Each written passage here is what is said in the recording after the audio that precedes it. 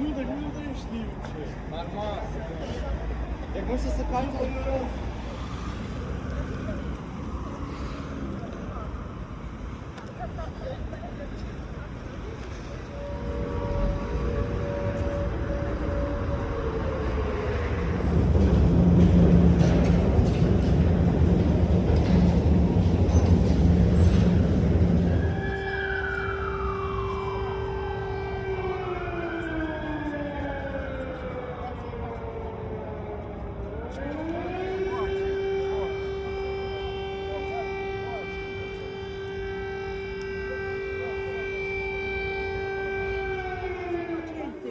Вас злочинці уберуть! Котлятили! Вас уберуть злочинці! Today I was late to the university because I was watching videos of Russians showing Moscow on fire. And today is the 18th of June, 2026.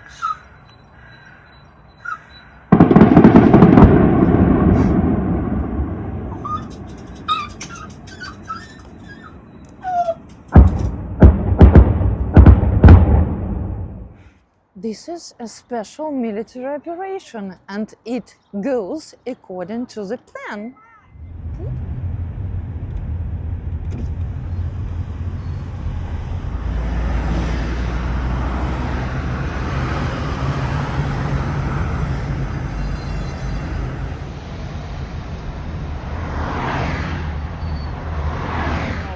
Justice and revenge.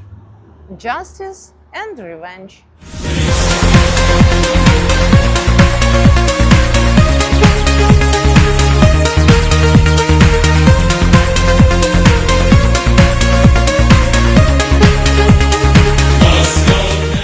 Hello everyone, greetings from the capital of freedom. In this video I will show you how we, ordinary residents of Kyiv, live in our city during the war.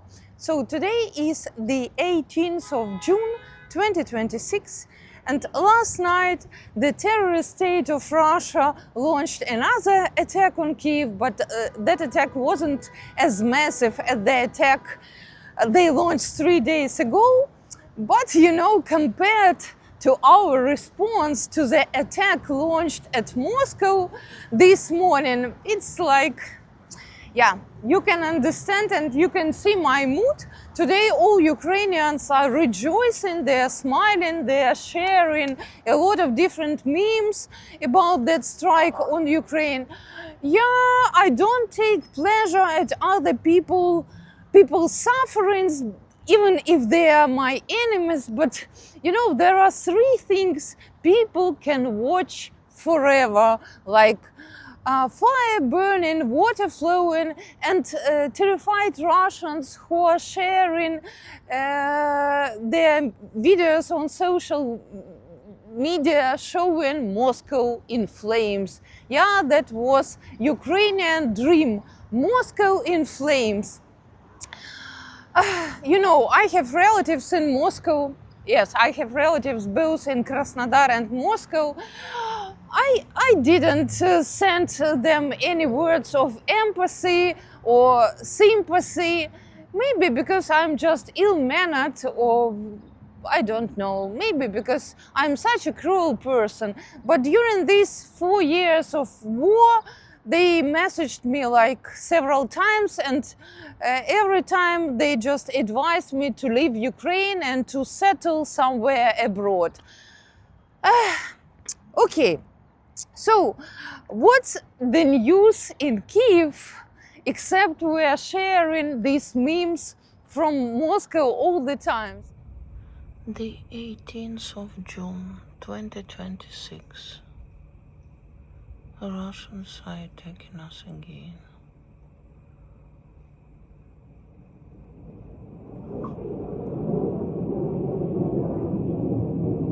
My God, another missile.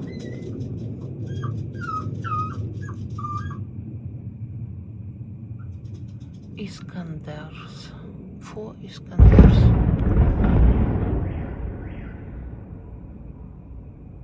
Iskanders, Zircons, what else?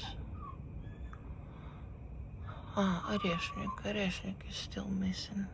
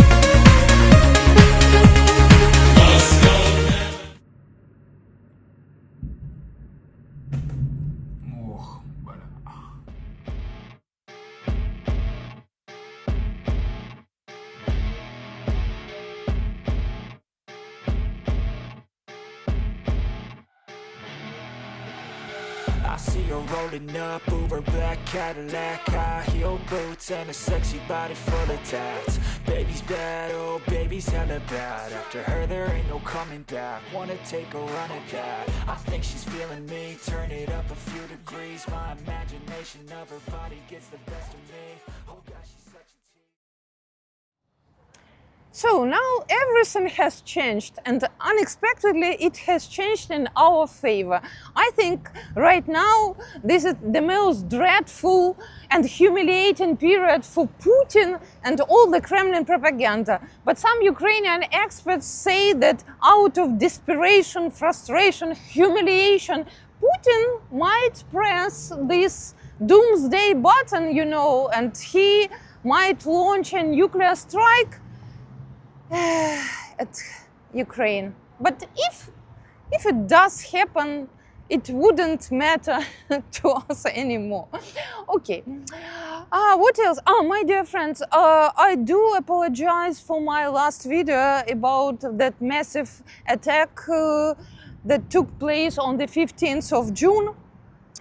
Because many people wrote that there was a lack of subtitles, and even my kids told me like that old man was talking very interesting things, and how on earth would your international viewers understand what he was talking about, because you hardly translated everything. Yes, that was my fault. As always, I have an excuse after such a terrible night with so many zircons, and after having had such a hectic day, I wasn't lazy, I was exhausted, and I decided my Never Give Up community members are so smart, they would guess what that man was talking about. In short, that man was fighting with the Moscow Patriarchate, and I've told you many times, so many foreign bloggers are fooled by that picture of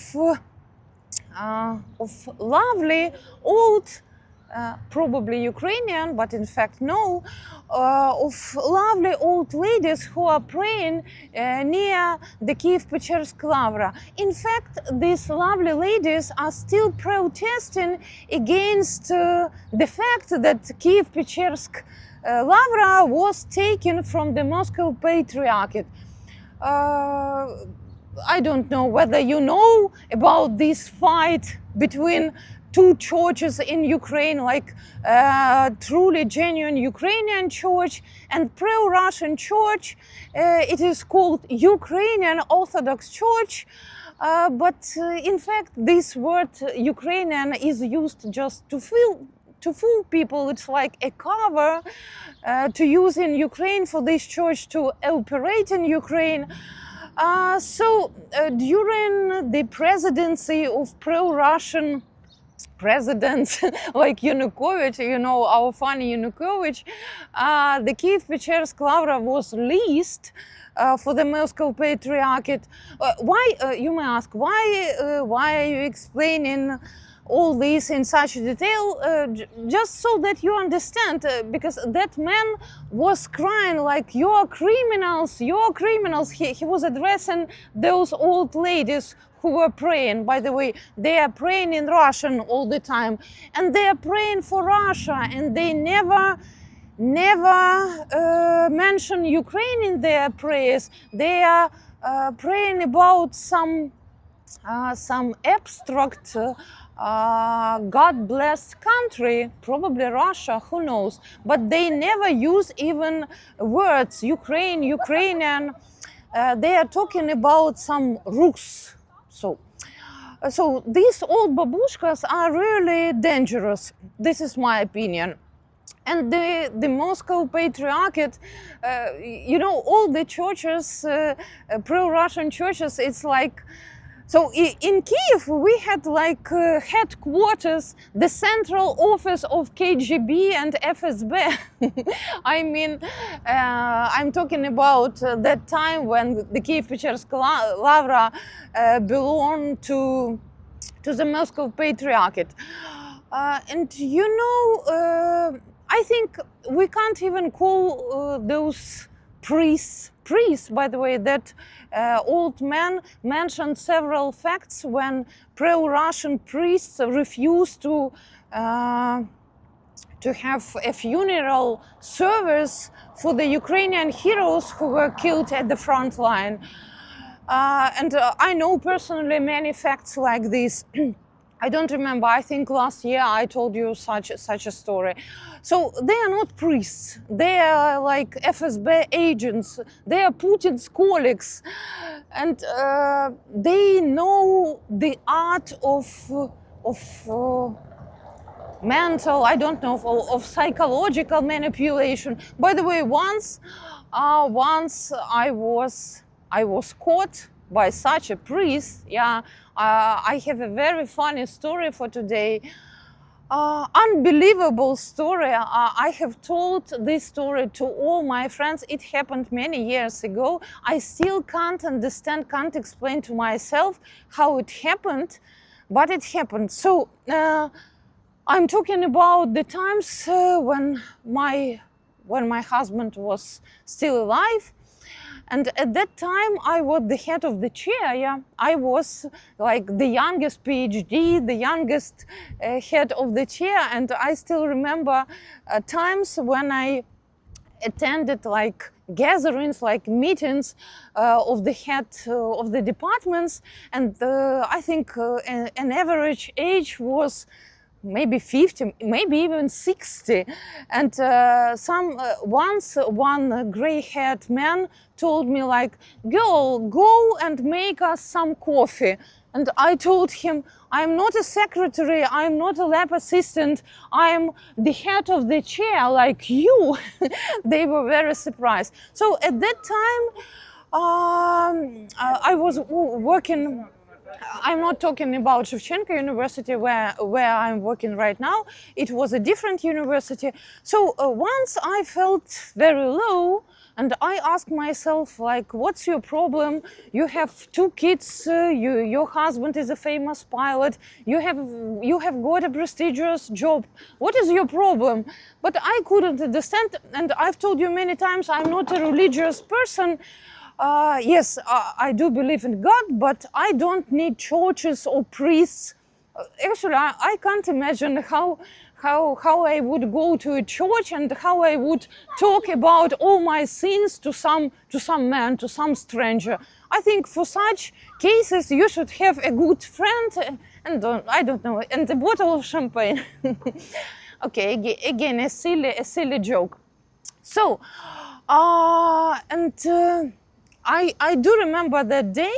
So I have like a special university dress code. You know, I do love white t-shirts, and at that time I was wearing high heels. Yes, now after I had like a spinal, yeah, what's the right word? After I had an operation on my back, I never, I don't wear high heels, but at that time it was like high heels, white t-shirt, black classy skirt, and I had like 1 hour before my class, and I decided to go to the church located near my university.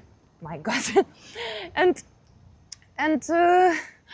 at that time, I had no idea that that church was the church of the Moscow Patriarchate. At that time, for me, it made no difference. Even people who were praying in Russian, like, who cares? And at that time, yes, at that time, I was speaking Russian. Yeah, you know everything about me. So, can you imagine, can you picture this? I'm wearing a white t-shirt, high heels. I'm entering the church, and the church was empty. There was only one priest. He stared at me attentively, and then he pointed at the bucket with water, and I don't know how to call it, and a piece of, actually it was a rag, and he told me, wash the floor. And I obeyed. So actually for 1 hour, maybe even more, there were no gloves, no mop. So I was washing the church floor with my bare hands. And all the time he was sitting and looking at me. And when I left the church, it was like I was walking to the university, and it was like, my God, why on earth I agreed to wash that floor? I can't understand, but I know for sure that all these people who work at the church, they can feel broken people, weak people. I don't know, maybe it was, I don't know, hypnosis, huh? So this is a real story from my life. So some pro-Russian priest made me to wash the floor at that church. Ну, а скажіть, Росія сьогодні нашу лавру зруйнувала? Росія? Російська ракета? Росія, Путін, Кирило, Онуфрій, член Синоду РПЦ. Наш блаженніший митрополит Єпіфаній 3 рази звертався до Онуфрія. Відходь від Москви, працюєш, Віктор. О, церква, село Лемічі. Стародавня, брати Розумовські, Кирило й Олексій побудували. Передпослідній гетьман України. Передпоследний гетьман, от вона. Всех против. Ты что, не понимаешь, не надо ругаться. Ваші ж попи наводять дрони! Ваші попи наводять дрони! Я вообще никуда не хожу, никуда не Хто туда. воде називаєте слово Україна? Так вони як, дівчинка, хитро моляться. Якщо молимося, не перебивай, якщо молимося, о Богострані мой нашій, о Богострані нашій. А яка Богострана наша? Може й Росія? Ага. Скільки вам років, чому ви досі не вивчили українську мову? Я люблю український язик. Чого ви не вивчили українську? Оце злочинці, чого ви досі тут стоїте? Навіщо ви займаєтесь популізмом тут? Навіщо ви розпространяєте мову, якою бомблять Україну? Я не хочу чути на своїй державі мову ворога. Це зрозуміло? Не треба нікого косити, треба бути українцем. Треба родитись в Україні, розмовляти Українською мовою, і в хочете українській церкві їдьте треба в бути. Росію. Ви не церква, ви банда Правильно. злочинна. Правильно. And as for the parishes of this church, you know, my dear friends, all these lovely babushkas can be very dangerous when they are asked questions like, who is attacking Ukraine? Or is it Russia? Is it Putin? They never call Russia an enemy. And moreover, after Russia had hit the Kyiv-Pechersk Lavra, and the head of this church was asked like, who attacked Lavra? A direct question. He said, the devil attacked Lavra. The devil. You know, the devil attacked Lavra. the devil attacked Lavra. So please be careful when, for example, you are a foreign tourist, where you are walking around Kyiv, and you are attending some churches, and you have no idea which of them are genuine Ukrainian and which of them belong to the Moscow Patriarchate. Please be careful. But I will tell you another thing. For example, if you ask them, is it a Russian church? Like, does this church belong to the Moscow Patriarchate? They would say for sure, this church is a Ukrainian church. So you should Google to find some information, because they would never tell you. It's like, this is a Ukrainian church, but we will speak in Russian because we are Russian speakers. The end of the story. You know, I had several conflicts in such pro-Russian churches. For example, last winter, we celebrate religion holidays on different dates. They still follow like the Russian religious calendar. And when on the 6th of January, when we celebrate Epiphany, I came to one pro-Russian church, and I wanted to get some blessed water. That priest told me, like, come in 2 weeks, because we will celebrate Epiphany in 2 weeks. And I told him, all Ukrainians are celebrating Epiphany today. He said, like, go somewhere and find your Ukrainian church. Actually, he told me to go with the Russian worship. I don't know, I'm in such good mood. I think I'm a cruel person lacking in empathy. Poor residents of Moscow. Yeah. Russians want to ruin our cultural heritage, but God is watching over Kyiv.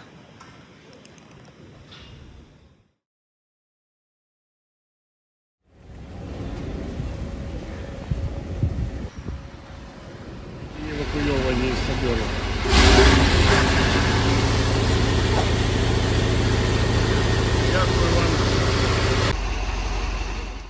Many people are still asking why Russians decided to attack the Kyiv-Pechersk Lavra. Because everyone knows the Kyiv-Pechersk Lavra is considered the foremost holy site for all believers, like the most important Orthodox holy site.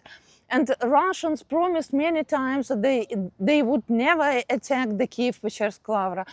And yesterday I heard like the most eloquent explanation, the most eloquent answer to this question.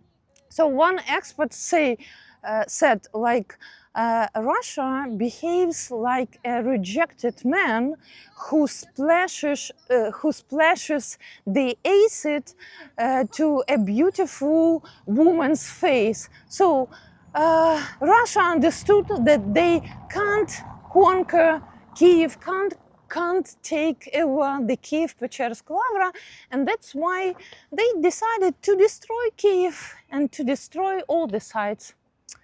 This is the answer. That's all, my dear friends. I'm on my way home. I do know there will be a response for Moscow in flames, but it was unforgettable.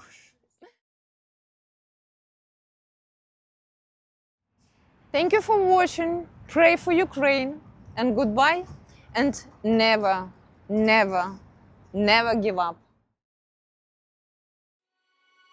There can't be no light if darkness don't exist. He never left my side. He showed me the way out of all the storms raging at the sea. He gave me back my life. I owe